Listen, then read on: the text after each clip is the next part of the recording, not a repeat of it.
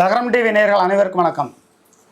திராவிட முன்னேற்ற கழகத்தினுடைய ஆட்சியில் மக்களுக்கு செல்வாக்கு இருக்கிறதா இல்லையா என்று சொன்னால், தோராயமாக ஒரு 65% திராவிட முன்னேற்ற கழகம் மக்கள் செல்வாக்கை இழந்து நிற்கிறது என்பதற்கு மாற்று கருத்தில்லை.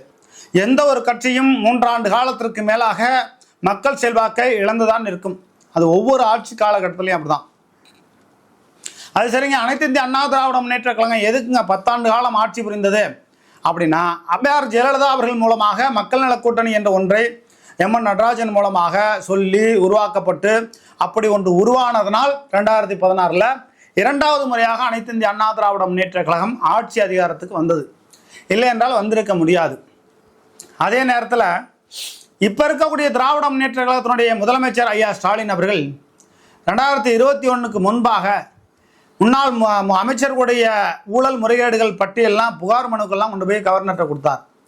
ஆனால் 2021 தேர்தல் பிரச்சார காலகட்டத்தில் கொடநாடு கொலை கொள்ளை சம்பந்தப்பட்ட விஷயம் முதற்கொண்டு அமைச்சர்கள் ஊழல் முறைகேடு ஆவணங்கள் முதற்கொண்டு எல்லாத்தையும் கையில் எடுத்து அனைத்து முன்னாள் அமைச்சர்களையும் சிறையில் அடைப்பேன் என்ற உறுதிமொழியை கொடுத்தார். அப்போ கொடநாடு கொலை கொள்ளை கேஸில் நடவடிக்கை எடுப்பார், முன்னாள் அமைச்சர்கள் உள்ள ஊழல் முறைகேடுகள் சம்பந்தப்பட்ட விஷயங்களில் நடவடிக்கை எடுப்பார், ஆட்சி மாற்றம் வேண்டும், இப்படி பல்வேறு நிலைப்பாடுகளில் திராவிட முன்னேற்ற கழகத்தினுடைய ஆட்சியை மக்கள் கொண்டு வந்தாங்க. அதாவது ஐயா ஸ்டாலின் அவர்கள் இலவச பேருந்து பயணம், மகளிர் உரிமை தொகை, இதுக்கெல்லாம் ஆசைப்பட்டு தமிழ்நாட்டு மக்கள் ஓட்டு போடவில்லை. ஆட்சி மாற்றம் தேவை, அந்த ஒரு நிலைப்பாடில் தான் அதை கொண்டு வந்தாங்க. ஆனால் ஆக பெரும் தவறை திராவிட முன்னேற்ற கழகம் செய்திருக்கிறது. என்ன தவறு? முன்னாள் அமைச்சர்களுடைய ஊழல் முறைகேடுகளை தூசி தட்டி எழுப்பி அவர்களை சிறையில் அடைத்திருக்க வேண்டும். அதை செய்யவில்லை.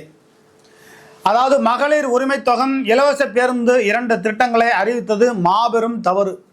ஏன்னு சொன்னீங்கன்னா, கிராம பகுதியில் இன்றைக்கி 100 நாள் வேலைவாய்ப்பு திட்டம், தேசிய ஊரக வாய்ப்பு திட்டத்தின் மூலமாக வறுமை கொஞ்சம் குறைந்திருக்கிறது. அதை தாண்டி 1000 ரூபா கொடுப்பது என்பது, நீங்கள் 1 கோடி பேருக்கு 1000 ரூபா கொடுக்குறதுன்னு சொன்னால் மீதி 6 கோடி பேர் தலையில் கை வச்சு அந்த பணத்தை எடுத்து கொடுக்கறதுக்கு சமம்.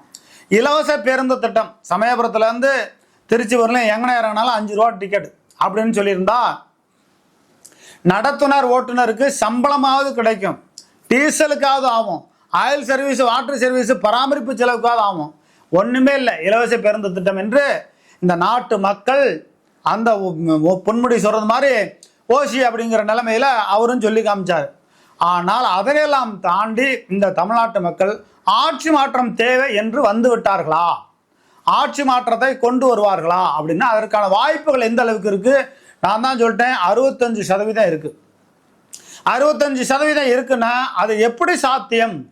எடப்பாடி பழனிசாமி தலைமையில் அனைத்து இந்திய அண்ணா திராவிட முன்னேற்ற கழகம் பயணித்தால் அப்படியே 65% வாய்ப்பில்லை, 65% அதிமுக ஆட்சிக்கு வருவதற்கான வாய்ப்புகள் இருக்கிறது அப்படிங்கிற ஒரு தலைகீழான நிலைமை ஏற்பட்டு போயிடும். அதனையெல்லாம் உணர்ந்து கொண்டு தான் அம்மையார் சசிகலாவிடம் எஸ்பி வேலுமணி, செங்கோட்டையன் போன்றவர்களெல்லாம் பேசி எல்லோரும் ஒன்றாக இணைந்தால் தான் சாத்தியப்பட்டோம் என்கிற நிலைமைக்கு போயிட்டாங்க. இப்போ கூட அம்மையார் சசிகலா அவர்கள் அறிவித்திருக்கிறார், ஒரு தேர்தலை புறக்கணிப்பது என்பது பயந்தாங்குழிக்கு சமம் அப்படிங்கிற லெவலில் அவங்க பேட்டி கொடுத்துருக்காங்க. உண்மைதான். அனைத்து இந்திய அண்ணா திராவிட முன்னேற்ற கழகம் வரலாறு காணாத வகையில் 2 இடைத்தேர்தல்களை நிராகரித்திருக்கிறது, புறக்கணித்திருக்கிறது. பாஜகவிற்கு பயந்து, திமுகவிற்கு பயந்து. இப்படிப்பட்ட சூழ்நிலையில் தமிழ்நாட்டில் இருக்கக்கூடிய சட்டம் ஒழுங்கு சீர்கேடும் மிகவும் மோசமாக போய் கொண்டிருக்கிறது.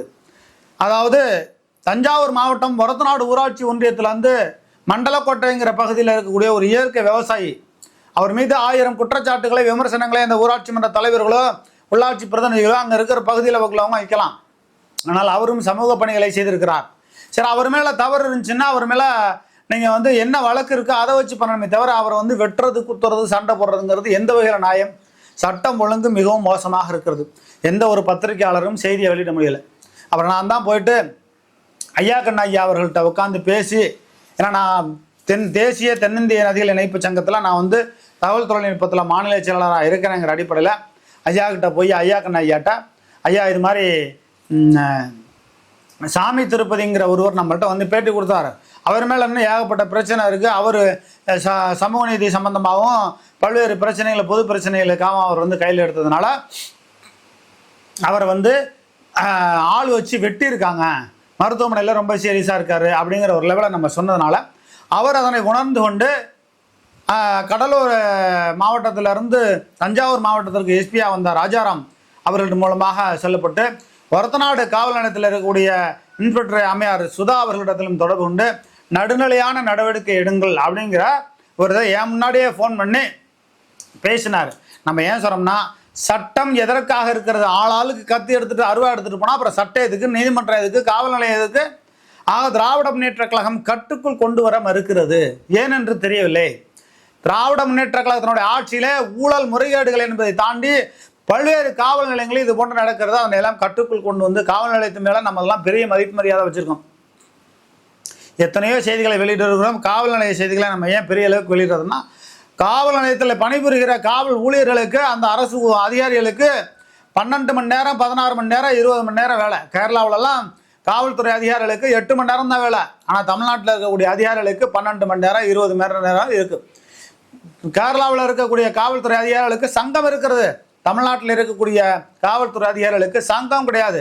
அவங்களுக்குன்னு போராட யாரும் கிடையாது.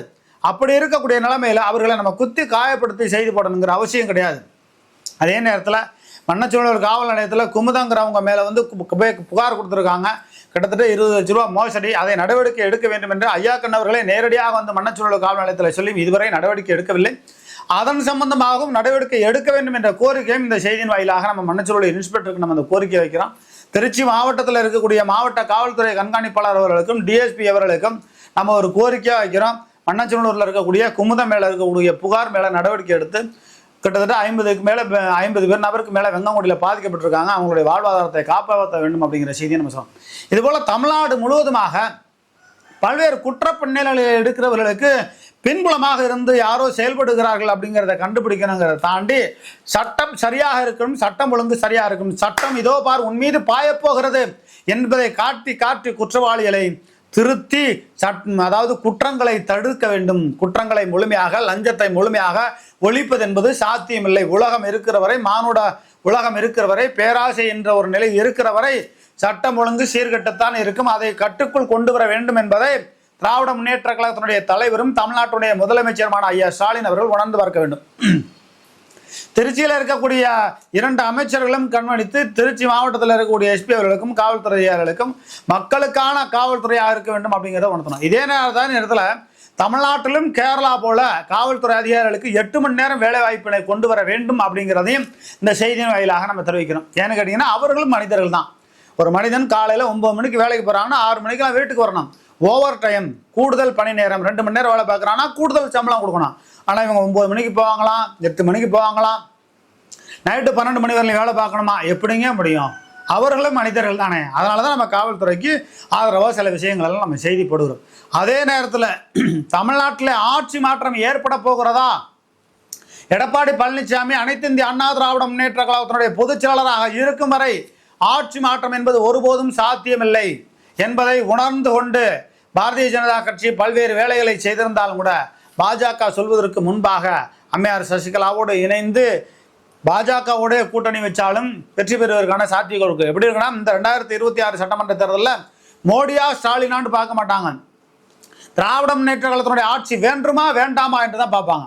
அப்போ எடப்பாடி பழனிசாமி அனைத்து இந்திய அண்ணா திராவிட முன்னேற்ற கழகத்தினுடைய பொதுச் செயலாளராக இருந்தால் நிச்சயமாக என்னை போன்றவர்கள் நிறைய பேர் தமிழ்நாடு முழுக்க இருக்காங்க.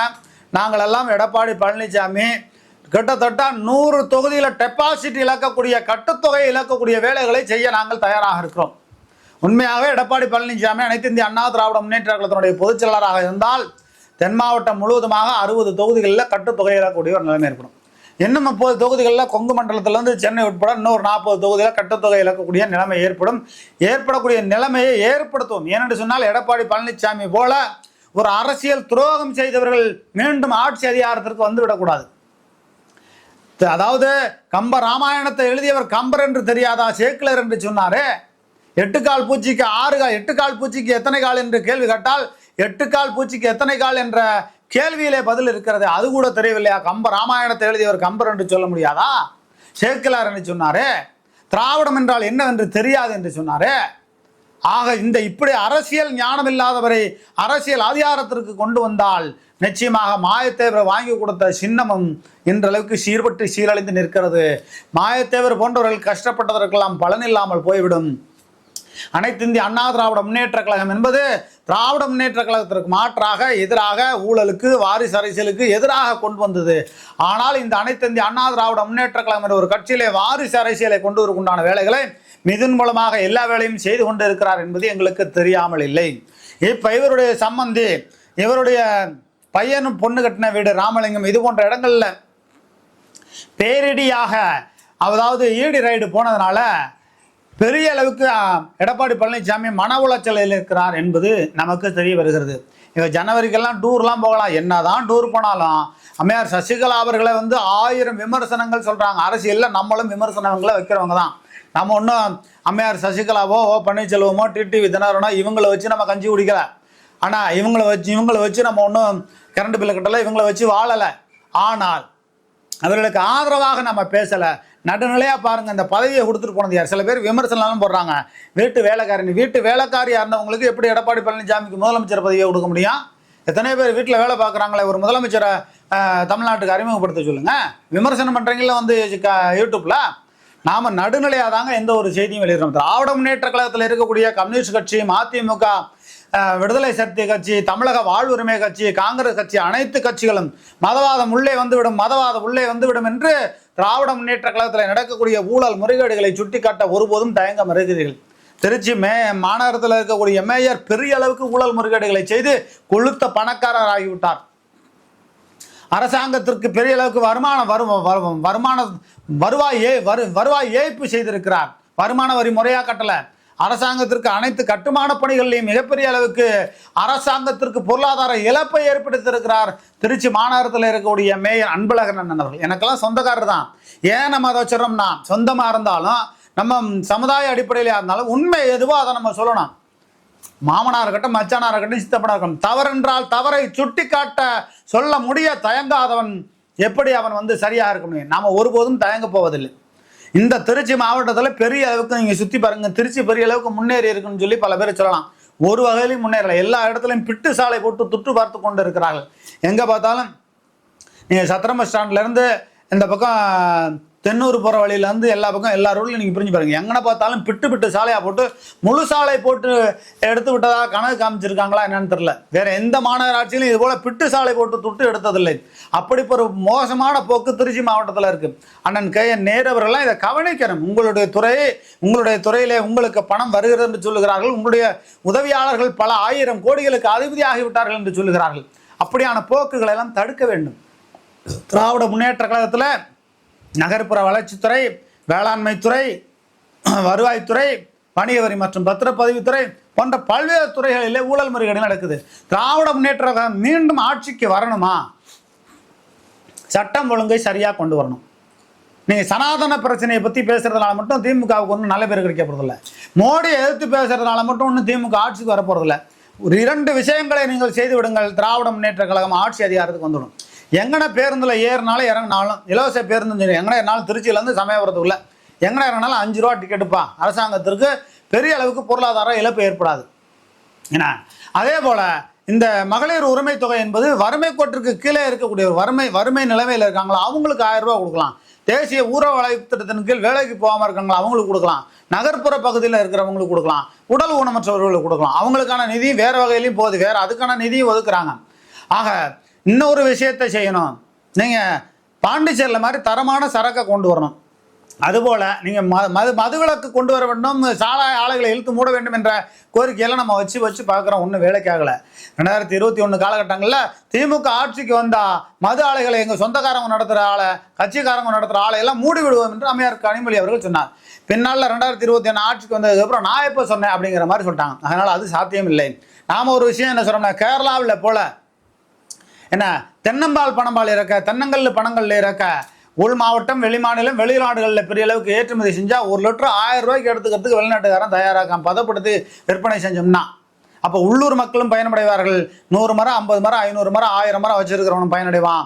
உழைத்து பிழைத்துக் கொள்வர்கள், மரம் ஏறி பிழைத்துக் கொள்வர்கள், ஹோட்டல் வச்சிருக்கவங்க, சிறு இட்லி கடை வச்சிருக்கிறவங்க, அந்த மரம் ஏறுறதுக்கு தயார் பண்ணுற பெல்ட் முதற்கொண்டு எல்லா வகையிலையும் பலனடைந்து தமிழ்நாட்டில் இருக்கக்கூடிய விவசாயிகள் பயனடையக்கூடிய வகையில் தென்னங்கல் பணங்கள் இறக்க அனுமதி கொடுத்து இந்த இலவச பேருந்து திட்டங்களில் சில விதிமுறைகளை கொண்டு வந்து எங்கடா எனக்குனாலும் 5 ரூபாங்கிற மாதிரி டிக்கெட்டை கொண்டு வந்து அரசாங்கத்துக்கு ஏற்படக்கூடிய பொருளாதார இழப்பை சரிகட்டி முன்னாள் அமைச்சர்கள் செய்த ஊழல் முறைகேடுகளில் சில அமைச்சர்களை தூக்கி உள்ளே வச்சு அந்த வேலையை நீங்கள் பண்ணணும். ஏன்னா திமுக அமைச்சர்கள் செய்கிற ஊழல் முறைகேடுகளை பாஜக கவனிக்குது. ஆக திராவிட முன்னேற்ற கழகம் சட்ட ஒழுங்கை கட்டுக்குள் கொண்டு வந்து தென்னம்பால் பணங்கள் ஏற்க அனுமதியை கொடுத்து அப்படியான வேலைகளை செய்தால் திராவிட முன்னேற்ற கழகம் மீண்டும் ஆட்சிக்கு வந்தால் ஏற்றுக்கொள்ளலாம். எந்த ஆட்சி வந்தாலும் ஆட்சிகள் மாறுகிற தமிழ்நாட்டில் காட்சிகள் மாறப்போவதில்லை. தஞ்சாவூர் மாவட்டத்தில் ஒரத்தநாடு பகுதியில் மண்டலக்கோட்டைங்கிற ஊராட்சியில் இருக்கக்கூடிய ஒரு சமூக ஆர்வலர் சாமி திருப்பதி வந்து பேட்டி கொடுக்குறார். அவர் வெட்டுறாங்க, குத்துறாங்க, அது போன்ற சம்பவங்கள் நடக்குது. பத்திரிகையாளர்கள் உருட்டுவதும் மிரட்டுவதும் போன்ற குற்ற சம்பவங்கள் பெரிய அளவுக்கு தமிழ்நாடு முழுவதுமாக நடக்கிறது. நீங்கள் திறமை இருக்கிறவர்கள் அவர் மீது வழக்கு போடலாம். ஆனால் அதை எடுத்துவிட்டு அவர் அநாகரிகமாக குற்றச்சம்பவங்களில் ஈடுபட்டு வன்முறையில் ஈடுபடக்கூடிய சம்பவங்கள்லாம் பெரிய அளவுக்கு திராவிட முன்னேற்ற கழகத்தினுடைய ஆட்சியில் நடப்பதை தடுத்தால் திராவிட முன்னேற்ற கழகம் மீண்டும் ஆட்சிக்கு வரும். இல்லை என்று சொன்னால் எடப்பாடி பழனிசாமியை தூக்கி எறிஞ்சிட்டு அதிமுக அம்மையார் சசிகலா அவர்கள் பொதுச் செயலாளராக இருந்து கொண்டு பாஜக கூட கூட்டணி வச்சாலும் அனைத்து இந்திய அண்ணா திராவிட முன்னேற்ற கழகம் நிச்சயமாக ஆட்சி அதிகாரத்துக்கு வரும். அப்படியான ஒரு நிலைப்பாடுகள் ஏற்படாததற்கு முன்பாக திராவிட முன்னேற்ற கழகம் விழித்து கொண்டு சில நல்ல காரியங்களை செஞ்சு சட்டம் ஒழுங்கை கட்டுக்குள் கொண்டு வந்து தென்னம்பால் பணம்பால் இறக்க அனுமதி கொடுத்து திராவிட முன்னேற்ற கழகத்தில் இருக்கக்கூடிய மாவட்ட ஒன்றிய செயலர்கள் செய்கிற அடாவடிகளை புதுக்கோட்டை மாவட்டத்தில் ஒன்றிய செயலாளர் இன்னும் கொஞ்சம் கூடுதலாக கவனம் செலுத்தணும். நீங்கள் வந்து தென்னலூர் பழனியப்பன் பாவம், அவரை யாருமே 10 ரூபா சம்பாதிக்க விடலை. அவருக்கு நேருக்கிட்டையும் போக மாட்டேங்கிறாரு, போயிட்டு இருக்காரு. அன்பில் மகேஷ் கிட்ட போனால் கூட ஏதோ வழியை காமிச்சு விடுவார். ஆனால் அவர் வந்து 40 கோடி ரூபா 20 கோடி ரூபா செலவு பண்ணணும் எலெக்ஷன்லன்னா என்ன பண்ண முடியும்? 10 ரூபா அவரை சம்பாதிக்க விடலை. அப்போ திராவிட முன்னேற்ற கழகத்தில் இருக்கக்கூடியவர்களே திராவிட முன்னேற்ற கழகத்தின் மீது வெறுப்பை கேட்கக்கூடிய நிலைமையிலும் மனவிரக்திலையும் ரொம்ப துன்பத்திலையும் இருக்கக்கூடிய ஒரு நிலைமை இருக்கிறது. அதனெல்லாம் திராவிட முன்னேற்ற கழக தலைமை உணர்ந்து கொண்டு அப்படி செய்ய வேண்டும். எதற்கெடுத்தாலும் இன்பநிதியை கூட்டிட்டு நீங்கள் தெரிஞ்சுக்கிட்டே இருந்தீங்கன்னா திராவிட முன்னேற்ற கழகத்தை தூக்கி துடைத்தெறிந்து விடுவார்கள். அந்த நிலைமை இருக்க வேண்டாம். சின்னவர் என்று சொல்லக்கூடிய உதயநிதி தான் வந்துட்டாரு. அப்புறம் இன்பநிதியை கூட்டிட்டு அவரை ஃபோக்கஸ் பண்ணிட்டு காமிச்சிட்டு இருந்தால் அப்போ தமிழ்நாட்டு மக்கள் வெறுக்கக்கூடிய நிலைமை ஏற்படுவதற்காக திராவிட முன்னேற்ற கழகம் கவனமாக இருக்க வேண்டும். அதேபோல் அனைத்து இந்திய அண்ணா திராவிட முன்னேற்ற கழகத்தில் எடப்பாடி பழனிசாமியை தூக்கி வேறு பதவியில் உட்கார வச்சுட்டு பொதுச் செயலாளராக அம்மையார் சசிகலா அவர்கள் போன்றவர்கள் உட்கார்ந்து இந்த அதிமுக என்ற ஒரு கட்சி அழியாமல் ஒழியாமல் எப்போதும் போல புரட்சி தலைவி அம்மையார் ஜெயலலிதா அவர்கள் இந்த காலத்தில் இருக்கிறது போல வளர்ந்து வர வேண்டும் என்று சொன்னால் எடப்பாடி பழனிசாமி இல்லாத அதிமுக வர வேண்டும் அப்படிங்கிற ஒரு கருத்தையும் சொல்றாங்க. என்ன நடக்க போகிறது அப்படிங்கிறத நம்ம பொறுத்து வந்து பார்ப்போம். நன்றி, வணக்கம்.